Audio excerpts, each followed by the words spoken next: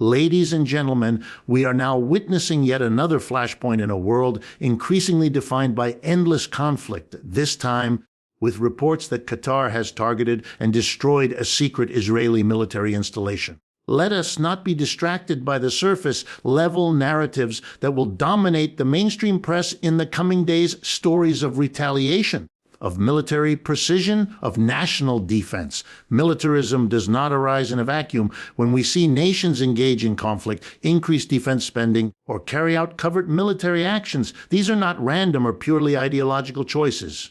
Rather, they are deeply rooted in the structure of the global economic system. The persistent drive toward militarization is a direct outcome of how capitalist economies function, through competition, accumulation, and the protection of capital, often by any means necessary. In a capitalist system, the state plays a dual role. It is both a regulator and an enabler of economic interests, particularly those of the elite, when corporations, especially those involved in energy, defense, and finance, identify resources or strategic advantages in other parts of the world. They rely on the state and its military arm to secure those interests. This explains why military bases are established across the globe, often in regions rich in oil, gas, or critical trade routes. It is not national security that drives these actions, but economic security for the dominant class.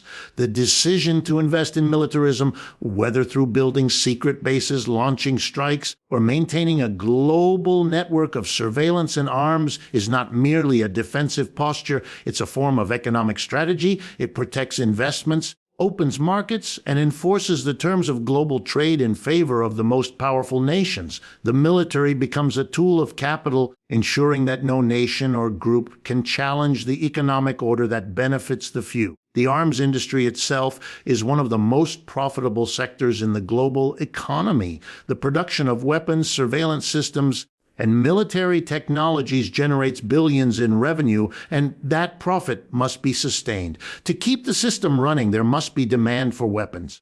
That means conflict must continue. There's a reason peace feels perpetually out of reach. It's not profitable under capitalism. War and the threat of war drive the defense industry, and by extension, a large part of the global economy. This is why we repeatedly see investments in militarism rise during times of economic uncertainty. When domestic markets stagnate or when global competition intensifies, the military is deployed as a stabilizing force, not for the people, but for the flow of capital.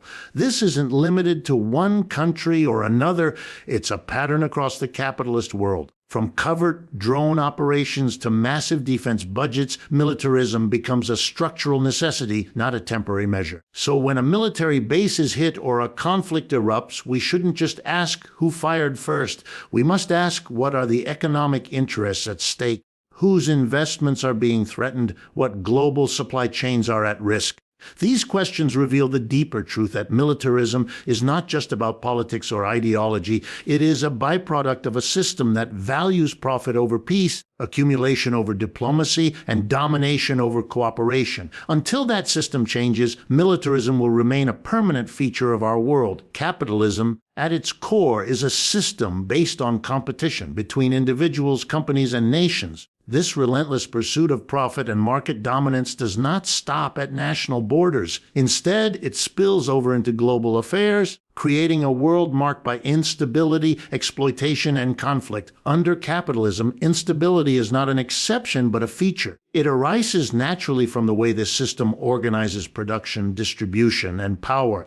As capitalist economies expand, they inevitably seek new markets, resources, and labor. No single nation or corporation can survive by remaining within its borders. They must grow, invest abroad, and outcompete rivals to maintain their place in the global hierarchy. This creates friction between states, not because of inherent cultural or political differences, but because they are defending the interests of their capitalist class. The result is a global economic environment that breeds geopolitical tension, economic sanctions, trade wars, and at times open military conflict. In this system, nations are not simply governed by their people or by democratic ideals. Instead, they are shaped heavily by the demands of their dominant economic interests. Corporations and financial institutions pressure governments to secure favorable trade deals, suppress labor movements, and ensure access to raw materials. If these interests are threatened by a nationalist government, a rebellion, or a competing economic bloc, then the response is often swift and aggressive. Whether through economic coercion or military intervention, the aim is the same: protect capital and its ability to expand. This dynamic is especially visible in regions with abundant natural resources or strategic value. These areas become hotspots for intervention, often justified under humanitarian or security pretenses. But beneath the surface, it is the logic of capital at work. It's not about freedom or democracy. It's about controlling what generates profit. In such a context, wars are not accidents. They are strategies. Instability is tolerated, even fostered, if it ensures long-term access to resources and markets. Capitalism's inherent inequality fuels social unrest, which itself leads to instability. As wealth concentrates in the hands of a few, the majority are left behind. This leads to protests, movements, and sometimes violent uprisings. In response, states often clamp down not only with police forces, but also with military force. The instability caused by inequality is then met with the militarism required to maintain the status quo. Global instability is not a failure of capitalism. It is a byproduct of its success for the ruling class. The same economic forces that produce unprecedented wealth for a few also create chaos for many. This chaos is then managed through alliances, arms deals, propaganda, and foreign interventions. It becomes a cycle. Capitalism breeds instability, and that instability becomes the justification for further capitalist expansion. Unless we confront the system that lies at the root of these global tensions, we will continue to see the same patterns repeat: conflict, displacement, crisis, all serving the interests of capital while being paid for by the lives of ordinary people.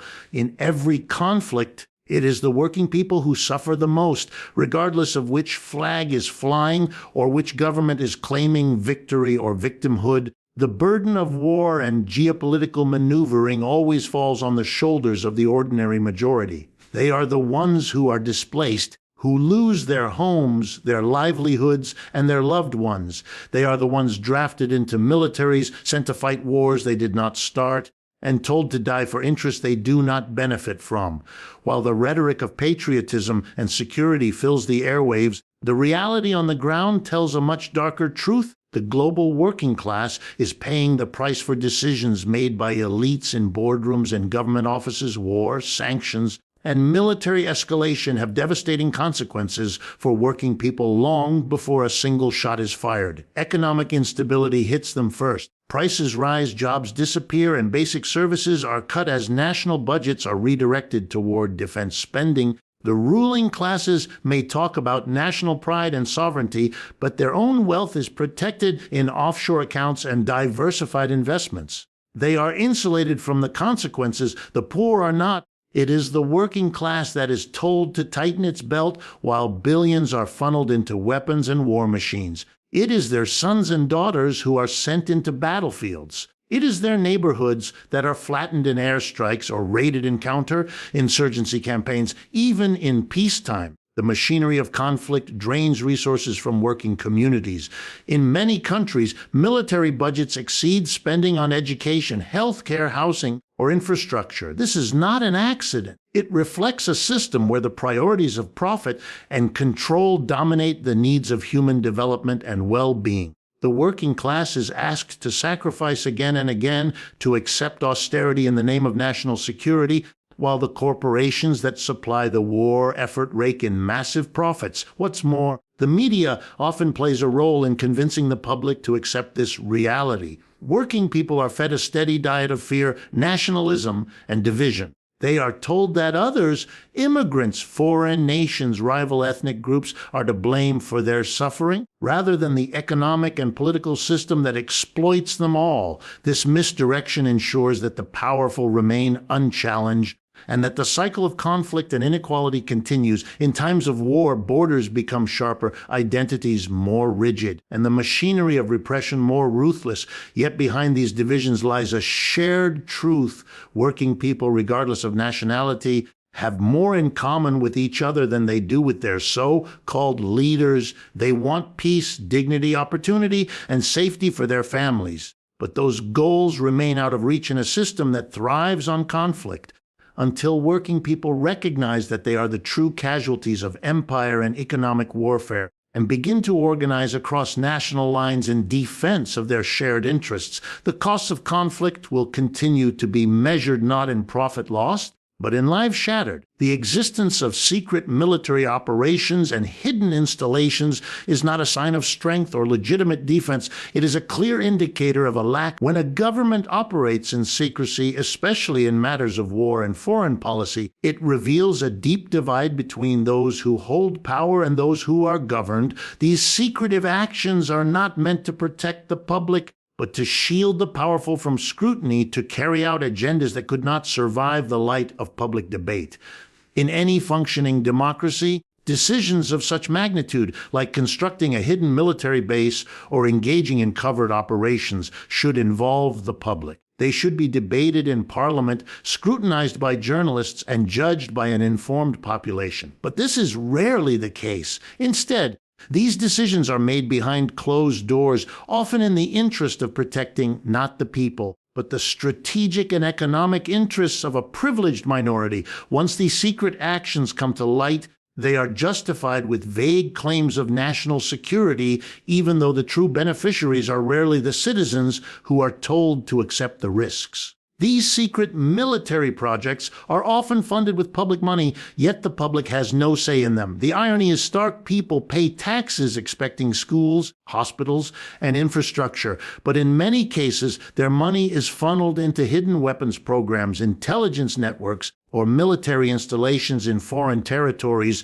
These expenditures are rarely transparent, and even elected officials are sometimes kept in the dark. This is not democracy. It is ruled by elites who believe they are above the people they claim to serve. The secrecy also allows for actions that violate international law, human rights, or even a nation's own constitutional limits. Covert drone strikes, clandestine training of foreign militias, illegal surveillance, or unauthorized arms deals all are made possible because the operations remain hidden. If exposed, these actions would likely provoke public outrage and legal consequences. That's why they're buried under layers of classification and bureaucracy. Secrecy breeds mistrust. People begin to question not only their government's motives, but the very legitimacy of their institutions. In this environment, conspiracy theories flourish, polarization deepens, and the social fabric unravels. Trust, once broken, is difficult to rebuild, and secrecy is one of the fastest ways to erode it. When people discover that decisions impacting their lives are made without their knowledge or consent, the damage to civic life is profound. Secret military actions are often not even about direct defense. They are tools of empire used to project power, suppress resistance, and shape global politics in favor of those already at the top. They prioritize geopolitical dominance over human needs. And they are made possible only because the public is kept in the dark. The longer this remains the norm, the more distant real democracy becomes.